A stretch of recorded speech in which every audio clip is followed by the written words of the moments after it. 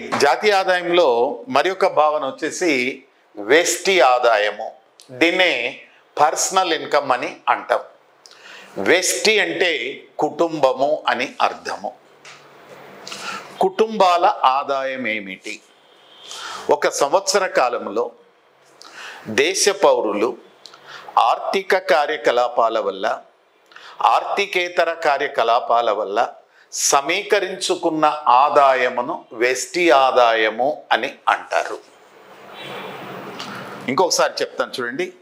ఒక ఆర్థిక సంవత్సరంలో దేశంలోని కుటుంబాలు ఆర్థిక కార్యకలాపాల వల్ల, ఆర్థికేతర కార్యకలాపాల వల్ల సమకూర్చుకున్న ఆదాయమును వ్యష్టి ఆదాయము. వ్యష్టి ఆదాయం అంటే కుటుంబాల ఆదాయముని అంటారండి. కుటుంబాల ఆదాయము అని అంటారు. దీన్ని మనము ఒక మైండ్ మ్యాప్ ఆధారంగా డిస్కషన్ చేద్దాం.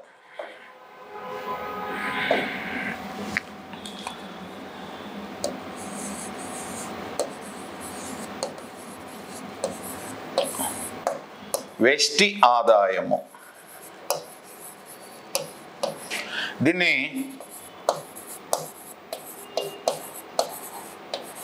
పర్సనల్ ఇన్కమ్ అని అంటారు. దీనికి మరి ఒక పేరు కూడా అంటారు. ఏమిటంటే కుటుంబ ఆదాయము అని కూడా అంటారు.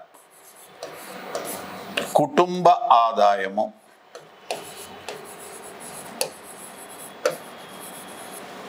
అని కూడా పిలుస్తారు. ఓకే, అదేవిధంగా కుటుంబ ఆదాయం ఎన్ని విధాలుగా ఉంటుంది? ఆర్థిక కార్యకలాపాలు, ఎకనామిక్ యాక్టివిటీస్, ఆర్థిక కార్యకలాపాలు,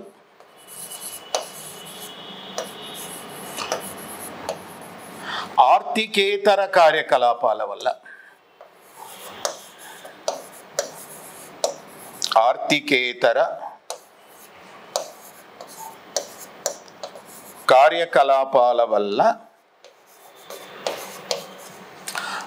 సమకూర్చుకున్న ఆదాయము.